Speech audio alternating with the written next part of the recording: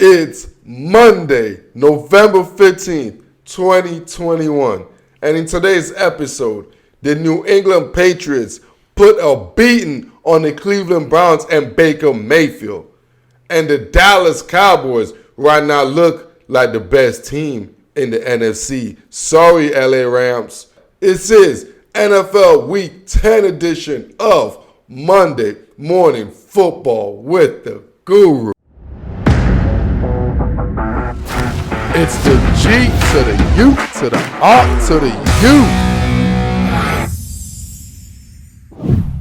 Yes, sir. Yes, sir. Yes, sir. Yes, sir. It's the G to the U to the R to the U. So now let's start with today's show with the New England Patriots hosting the Cleveland Browns. And we all saw the massacre. It was a beatdown in New England. Beatdown. But my takeaway from this game, it kind of reminded me of the book Rich Dad Poor Dad. I'm sure a lot of people read that book. You know, it's a famous book, Rich Dad Poor Dad. So when I looked at Mac Jones, you know, my man Mac Jones and Bill Belichick, that's Rich Dad. And then you see Kevin Stefanski and Baker Mayfield. Now that's Kevin Stefanski, that's Poor Dad. And, you know, like in the book, in the concept, it was not like poor dad, like they were in the slums or something like that, doing the third world country. No. It was just middle class. They were in more of a lower middle class. It was nothing like poor. All right. So that reminded me like the Cleveland Browns. That's who they are. They're not in the middle class. They're like in the poor middle class. Look at their record. They're not in the higher middle class. They're not in that situation. No. They're closer to more the lower middle class. They're a hard-working organization. They work with you could just see their physical labor. They're a laborer. Like the way they're built. From the offensive line to the running back to just Baker Mayfield, everything is a labor. It's like they work hard to get what they get. Just like in the book, the Cleveland Browns work hard to get their wins, work hard to get their yards, man. It's just what it looks like. And then you look at Mac Jones and Bill Belichick, Rich Dad. And you see being Rich Dad has like 8-9 rings from being a defensive coordinator with the Giants to being a head coach with the New England Patriots. So this dude got ample Super Bowl rings, which makes him Rich Dad.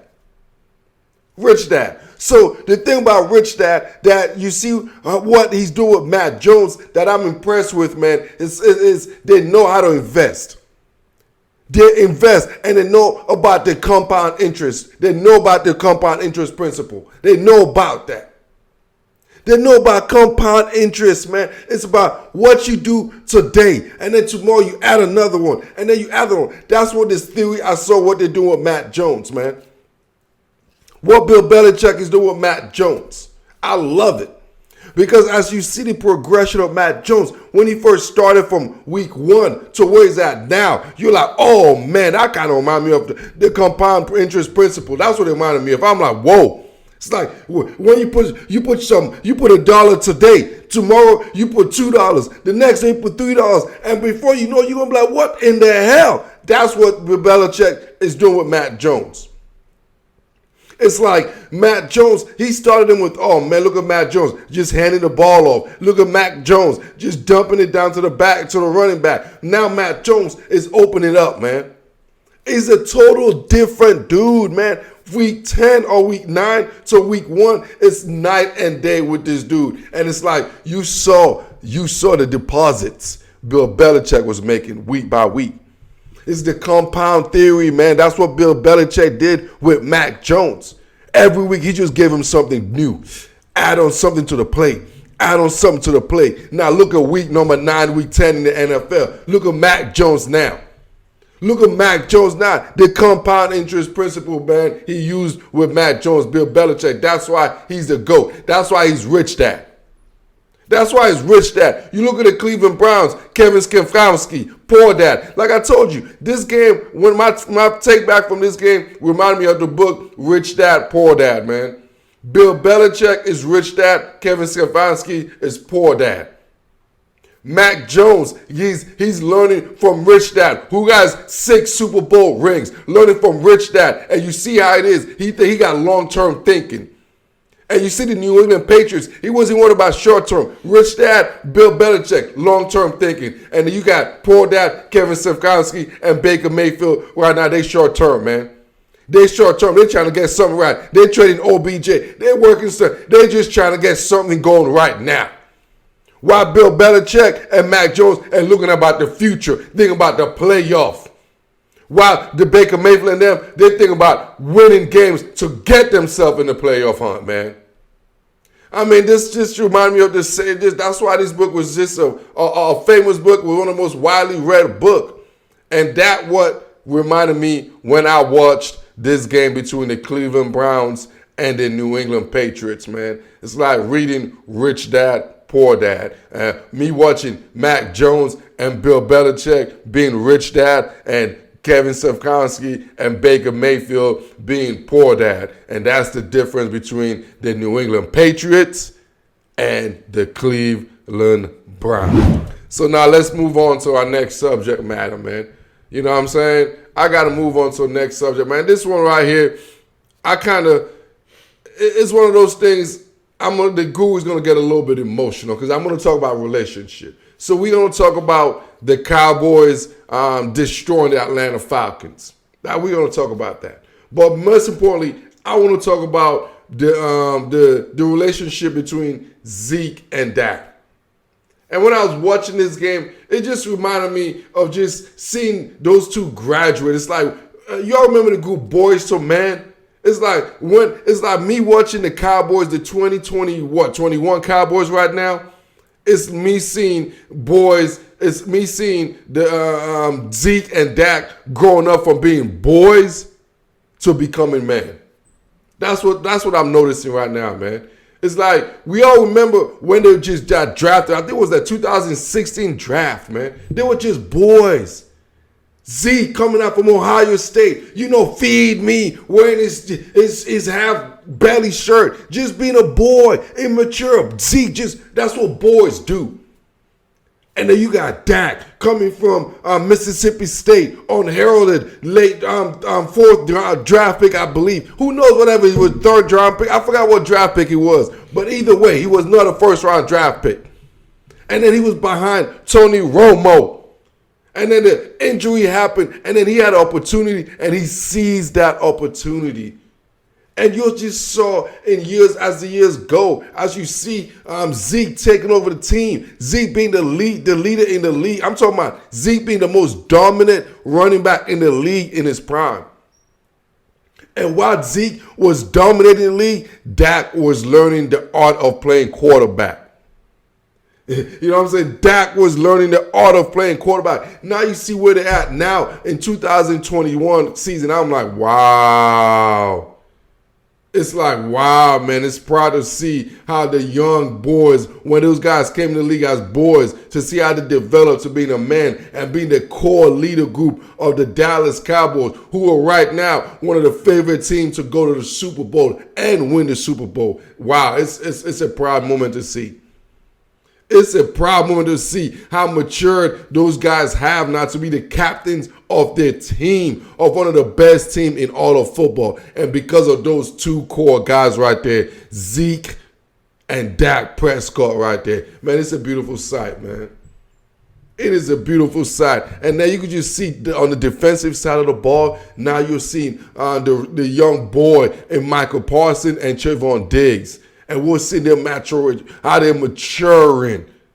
And one day, they're also going to be from the boys and become a man. And that's how the Dallas Cowboys are getting developed, man. They're a scary team. It's a scary team because they used to be boys and now they're grown-ass man, Zeke and Dak, man. And Jerry Dallas coming from a Washington football fan who hates the Cowboys. Man, I tell y'all, man. I ain't gonna lie to y'all. It's a beautiful sight to see young boys become successful. Yes, sir. Yes, sir. Yes, sir. It's the G to the U to the R to the U.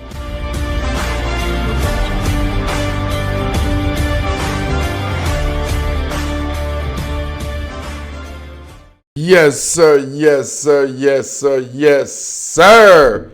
And now we're gonna move on to the Bucks taking on the Washington football team, and we're gonna call this presidential victory for my boys, my Washington football team. And this might have been the biggest upset of the week, of the NFL week. Obviously, the Bucks traveling to DC, coming from a bye week, and basically just got beat. The Washington defense actually frustrated Tom Brady the whole entire game. You can't really tell the numbers by sack numbers, but as far as there were guys all over Tom Brady's feet. It was just, he was never comfortable, as you could see in his stats with the 2 interception thrown and most importantly a couple of just misguided throws, man. The guys, defensively, the Washington football team got Tom Brady out of his spot, so it was nice to see. But most impressively, the Washington football team were well balanced as far as offense. They ran the ball 34 times, passed the ball 32 times. I mean, Antonio Gibson, he was just pounded. It was more about just letting the Buccaneers defense stay honest, and the Washington offense just came with a mission. They were like, we're going to run this ball. We don't care if the Bucs got the best defensive line. Nobody can run against the Bucs, and it wasn't matter about that. The Washington football team ran with Antonio Gibson 24 carries for about 64 yards, even though that's only about 2.7 yards per carry. But the matter of fact was he gave 24 carries, which got the Bucs defense on the run. I mean, they were just on the brakes the whole time. So it was an impressive victory for the Washington football team. And it seemed like he's from the player from last year. It seemed like Ron Rivera, when the second half of the season starts, it seemed like Ron Rivera, this is when he inject himself. This is what makes Ron Rivera a real good coach. Standing from last year, we saw what the Washington football team did, and we saw exactly what just happened in the first game against the Tampa Bay Buccaneers and Tom Brady. A dominant effort by the Washington football team collectively, man. So as a Washington football team fan, I have to talk about my squad. So this was just me, brushing my shoulder off right there, man. Just giving a shout out to my boys for presidential victory against the GOAT. Week number 5, the Chiefs taking on the Las Vegas Raiders.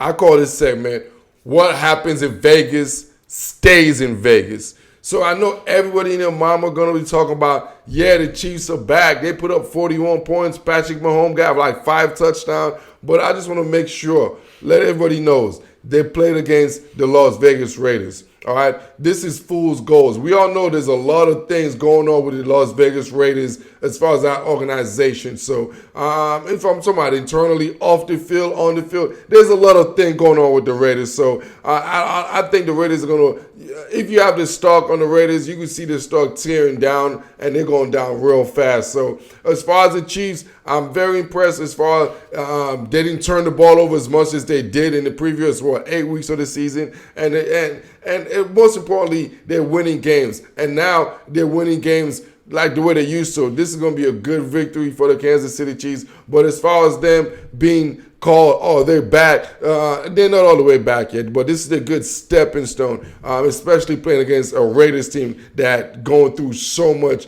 on and off the field. This is the same Raiders team that lost to Daniel Jones and the New York Football Giants. So, like I said, I think this is one of those games the Chiefs came and they did what they're supposed to do, and they handled business, and that's what a champion supposed to do. So with that said, this is the champion of all NFL podcasts. Y'all know what it is. Monday Morning Football with the Guru. Y'all know the drill. Like it, love it, share it, and I am out.